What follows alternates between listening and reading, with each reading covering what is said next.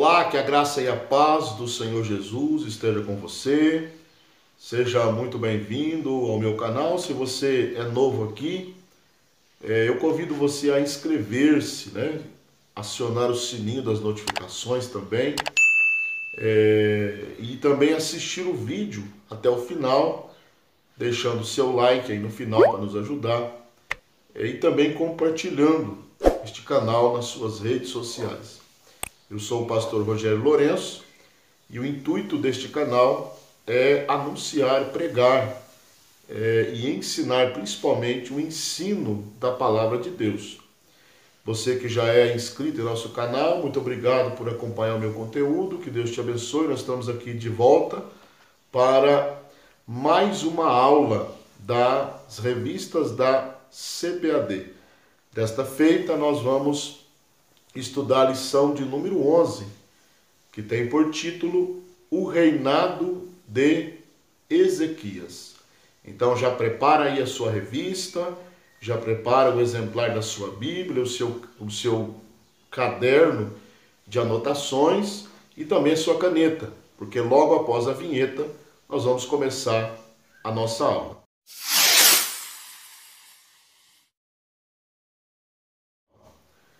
O texto áureo da nossa lição diz: No Senhor Deus de Israel confiou, de maneira que depois dele não houve seu semelhante entre todos os reis de Judá, nem entre os que foram antes dele. Este texto está no segundo livro dos Reis, capítulo 18, versículo 5. A verdade prática diz: Deus sempre ouve e guarda os sinceros de coração que o obedecem e procuram agradá-lo. Deus sempre ouve e guarda os sinceros de coração que obedecem e procuram agradá-lo. Então nós temos aí a leitura, a verdade prática da nossa lição de hoje.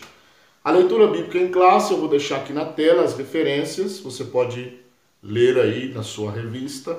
Segundo livro dos Reis, capítulo 18, versículos de 1 a 3, versículos 13, versículo 28, versículo 29, e depois capítulo 19, versículo 1, depois versículo 5 ao 7, versículo 15, 16, 20 e 21. Então aí está a referência, né, para você acompanhar a leitura aí na sua casa, tá bom? É muito importante fazer a leitura na sua casa. O ponto central da lição de hoje diz o seguinte: somos honrados pelo Senhor sempre que permanecemos fiéis e tementes a Ele. Então nós somos honrados se nós permanecermos fiéis, né, e obedientes, tementes sempre a Ele. A estrutura da lição, eu vou colocar aqui na tela, a estrutura da lição. A lição está dividida em 3 pontos, né? O primeiro, o justo reinado de Ezequias. O segundo tópico, né? Senaqueribe invade Judá. E o terceiro tópico, a oração do rei e o livramento do Senhor. E todos esses pontos têm os seus respectivos subpontos, tá bom? Então vamos para a lição de hoje, que está muito boa, repleta de lições para aplicarmos na nossa vida. Vamos lá, o que é que nós vamos aprender na lição de hoje? Nós vamos aprender um pouco sobre o reinado do rei Ezequias, que foi um dos melhores reis de Judá. O seu reinado, o seu governo foi um governo reto, um governo justo, honesto e que agradou os olhos do Senhor. O rei Ezequias é uma exceção, vamos dizer assim, porque a maioria dos reis foram reis que não obedeceram, não serviram a Deus e fizeram o que era mal aos olhos do Senhor. Ao contrário de que a Bíblia diz que Ezequias foi um bom rei, um rei que temeu a Deus, um rei que serviu a Deus, um rei que fez a vontade de Deus. Então é sobre ele que nós vamos estudar nesta oportunidade. Então vamos lá. O primeiro ponto aí diz o justo reinado de Ezequias. O justo reinado de Ezequias. Subtópico 1. Um rei reformista. Ezequias instaurou uma ampla renovação espiritual do povo de Deus em Jerusalém. Ele levou o povo a uma reforma espiritual. Ele levou o povo a mudar de vida diante da frieza espiritual que o povo vivia, né? E esta reforma foi uma reforma radical no comportamento e na espiritualidade do povo. Então Ezequias foi responsável por uma grande e radical reforma na vida espiritual de Judá.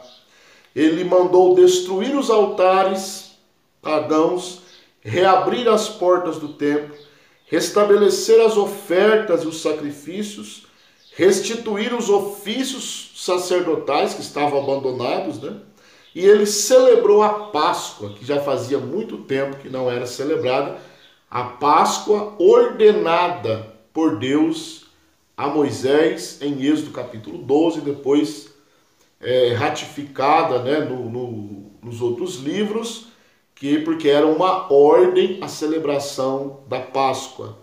E segundo Reis capítulo 18, né, e o versículo de número 6, vai dizer que,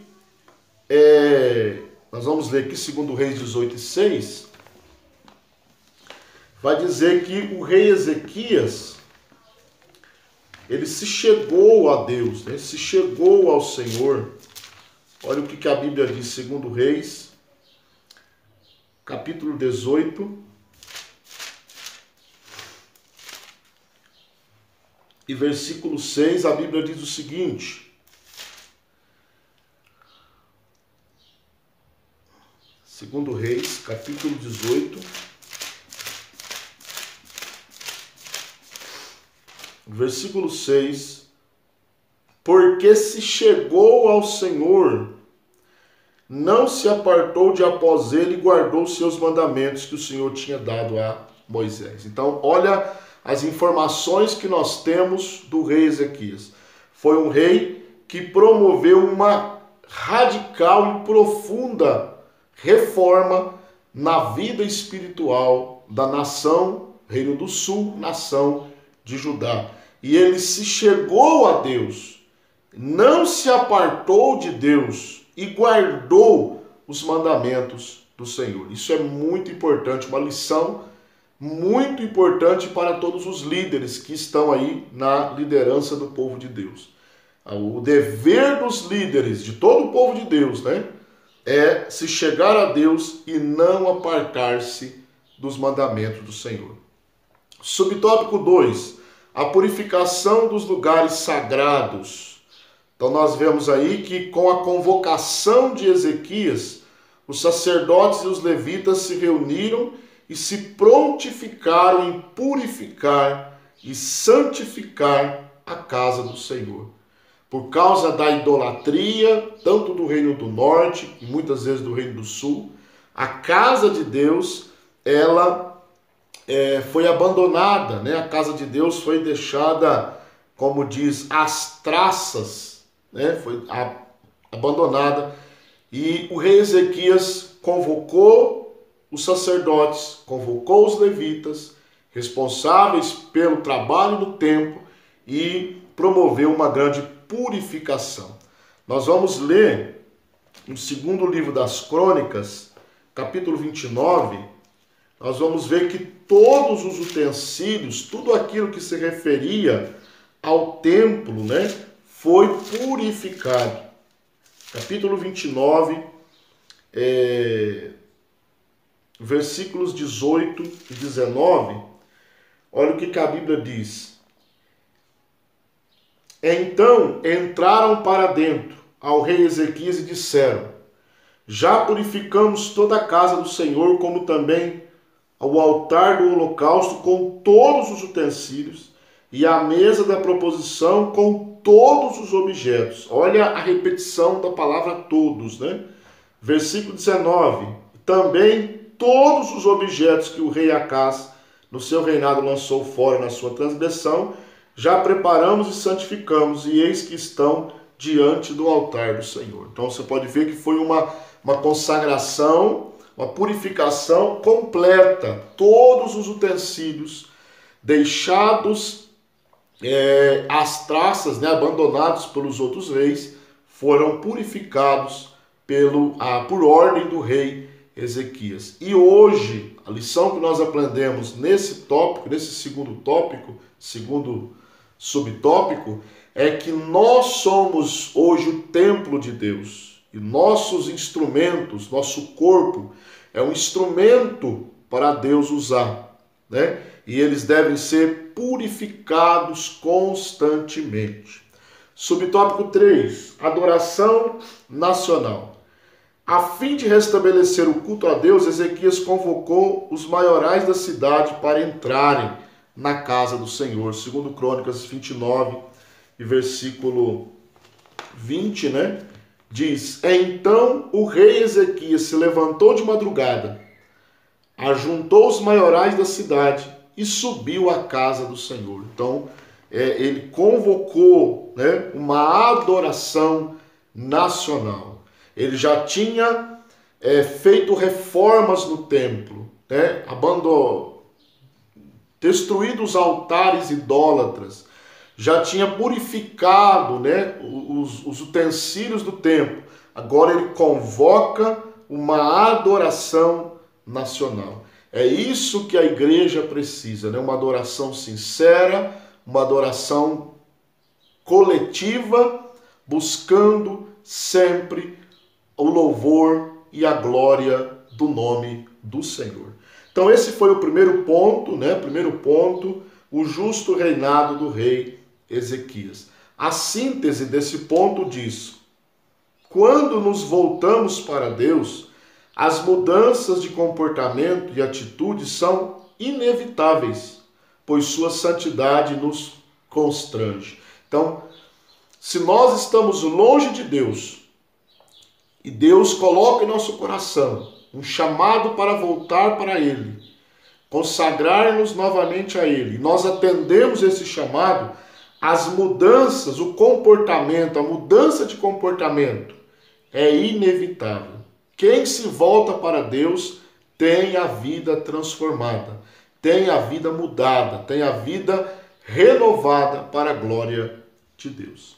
Tudo bem? Se você tem alguma dúvida, alguma coisa que você queira acrescentar, é só colocar aqui nos comentários, né? E para a gente interagir. Vamos lá para o ponto 2. Senaqueribe invade Judá. As ameaças de Senaqueribe. Senaqueribe, nesta época, era o rei do Império Assírio, né, que estava em franco crescimento. Crescendo, ele já havia invadido muitas nações do Oriente, inclusive já tinha levado cativeiro, né, a nação de Israel, reino do norte, né? Nós aprendemos isso lá na lição 10, que é a lição anterior, né? O cativeiro do reino do norte. Então a Síria agora ela está em franco crescimento, tomando conta, né, de tudo e vencendo todos os inimigos que estavam se levantando, né? E agora o rei Senaqueribe, ele intenta invadir Judá. Como a Assíria tinha vencido o reino do norte, né, os assírios pensavam que agora eles poderiam vencer também a nação de Judá, reino do sul. Então, durante o cerco a Jerusalém, o que Senaqueribe faz? Ele envia oficiais com uma mensagem de intimidação, né? Intimidação. E nesta mensagem, ele está afrontando o grande rei, o grande Deus de Judá, que é o Senhor nosso Deus. Segundo Crônicas 32, versículo 15, diz o seguinte: agora, pois, não vos engane, a mensagem de Senaqueribe, através dos seus oficiais. Agora, pois, não vos engane Ezequias, nem vos incite assim, nem lhe deis crédito, porque nenhum Deus de nação alguma, nem de rei algum, pôde livrar o seu povo das minhas mãos, nem das mãos dos meus pais, quanto menos vos poderá livrar o vosso Deus das minhas mãos. Então aqui a afronta de Senaqueribe não era só contra o rei Ezequias, era uma afronta ao Deus verdadeiro. Irmão, afrontar o servo de Deus já é algo perigoso. E afrontar o próprio Deus é algo perigosíssimo. Senaqueribe, ele não estava tendo noção daquilo que ele estava dizendo, daquilo que ele estava falando. Ele não tinha noção do perigo que ele estava correndo, né? Subtópico 2. O temor do rei Ezequias. As ameaças dos assírios pasmaram Ezequias e o medo se espalhou por toda a corte de Judá. Eles ficaram com medo, né? Porque a Síria estava se transformando numa potência mundial, já havia invadido e vencido o reino do norte, Israel, e agora está avançando contra o reino do sul, né? Então aqui nós aprendemos uma coisa, que a obediência a Deus, né, ela não é sinônimo de ausência de problemas. Ezequias foi um ótimo rei, um rei temente a Deus, porém ele estava sujeito a enfrentar os problemas, a enfrentar as dificuldades, e aqui está uma. Então, não é porque você é um crente fiel, um servo de Deus, que isso vai te isentar de enfrentar algum tipo de problema. Tá bom? Muito pelo contrário, talvez Jesus disse, João 16:33, no mundo tereis aflições. Então esse ponto 2, nós vamos ler agora a síntese e vamos aplicar nesse ponto da nossa vida. Diz assim: nosso inimigo não tem nenhum poder sobre nós. Nosso inimigo não tem nenhum poder sobre nós. Todas as suas pretensões passam pelo crivo e aprovação do Senhor. Então, o nosso inimigo só consegue algo na nossa vida se Deus permitir. Foi o que aconteceu com Jó. Se Deus permitir, isso acontece. O inimigo, né, pode agir porque ele teve a permissão de Deus. E sempre quando Deus dá essa permissão, como ele deu para Jó, ele tem um propósito. E o inimigo só vai até onde Deus ordenou. Deus coloca um limite. Ele falou para Satanás no livro de Jó: pode tocar nos bens de Jó, em tudo que ele tem, mas não pode lhe tirar a vida. Não pode matá-lo, porque ali estava o limite. Tá bom? Então esse ponto 2, nós aprendemos aí a ameaça do rei da Síria, né? E o temor que eles ficaram lá diante dessa ameaça. Certo? Se você tem alguma coisa a acrescentar aqui, coloca nos comentários, né? Faça a sua pergunta aí, nós vamos interagir com você. Agora, no ponto 3, diz a oração do rei e o livramento do Senhor. Subtópico 1 diz a oração confiante de Ezequias. Então, para intensificar ainda mais a estratégia de medo, o que o rei assírio fez? Ele enviou cartas, né, atrevidas e ameaçadoras para o rei Ezequias.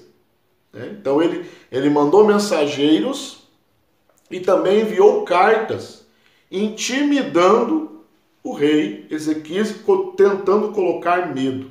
Mas o que é que o rei fez? Ele apresentou as cartas diante do Senhor e orou fervorosamente. Olha que coisa maravilhosa. Olha o que está no livro de Isaías, capítulo 37. Isaías, capítulo 37, e versículo de número 14. Isaías 37, 14. Olha o que a Bíblia diz. Recebendo, pois, Ezequias as cartas das mãos dos mensageiros e lendo-as, subiu à casa do Senhor. Ele foi para o templo e Ezequias as estendeu perante o Senhor. Então o que ele fez? Ele recebeu as cartas, ele foi para o templo, o lugar da oração, e apresentou aquelas cartas a Deus. É isso que nós devemos fazer quando nós temos um problema. Apresente-o diante de Deus. Ore apresentando: Senhor, eu tenho esse problema.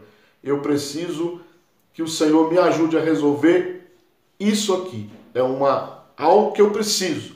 Apresente a Deus, né? Porque Deus vai atender a sua oração. Subtópico 2. Deus conforta o rei. Então, o que Deus fez? Deus usou o profeta Isaías para confortar o coração de Ezequias e mostrar que Deus estava com ele, né?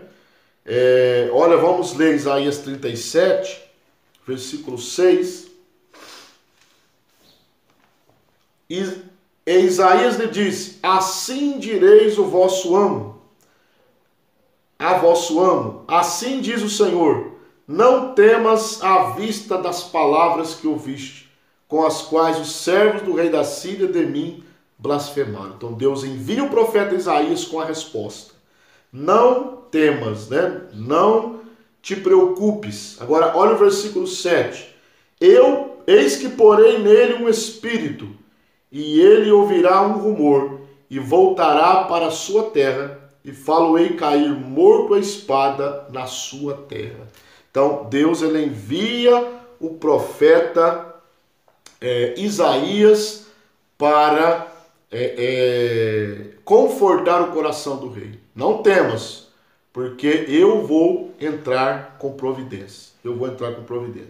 E aí, a Bíblia diz, segundo Reis 19:35, que Deus operou o milagre, né, enviando um anjo. Irmão, olha que coisa interessante, né? Segundo Reis 19:35, olha o que a Bíblia diz. Um anjo só. Olha o que um anjo só fez.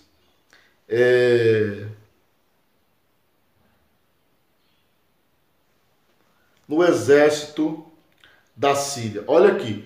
E sucedeu, pois, que naquela mesma noite saiu o anjo do Senhor e feriu no arraial dos assírios a 185.000 deles. E levantando-se pela manhã cedo, eis que todos eram corpos mortos. Então aqui Ezequias não precisou, irmão, lutar com as próprias mãos, tá bom? O crente não precisa lutar com as próprias mãos.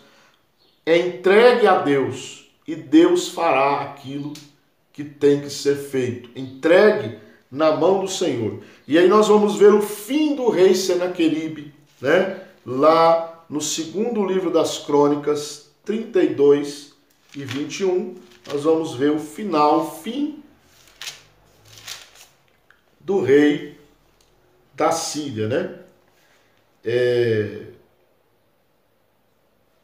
Então o Senhor enviou um anjo que destruiu todos os varões valentes, e os príncipes e os chefes do arraial do rei da Síria. E este tornou-se com vergonha de rosto a sua terra, e entrando na casa de seu Deus, os mesmos que descenderam dele o mataram ali à espada. Olha aí, irmão, ele voltou envergonhado para a Síria, né? Envergonhado para a Síria, e ali ele foi morto pelos próprios filhos. Olha que coisa terrível, né? Foi morto pelos próprios filhos, pelos aqueles que descenderam dele. Então, a síntese desse tópico 3 diz: aquele que ousa afrontar o Senhor Deus é severamente castigado. Então, Senaqueribe afrontou a Deus e teve o fim que mereceu a sua afronta. Devido à sua afronta, Deus é amor, porém Deus também é justiça. Então nós devemos tomar muito cuidado com isso, né? Concluindo a nossa lição, o que nós aprendemos aqui? Que ninguém pode afrontar e zombar do Todo-Poderoso e ficar impune. Isso é inadmissível. A Bíblia diz: de Deus não se zomba. Aquilo que o homem planta, ele colhe. E aprendemos também que Deus ouve os sinceros de coração, que confiam nele, e lhes dá a vitória. Que Deus em Cristo te abençoe. Eu desejo que esta lição seja de bênção para a tua vida, né? De bênção para a tua casa. E até a próxima aula, se Deus permitir. Fique com Deus, em nome de Jesus.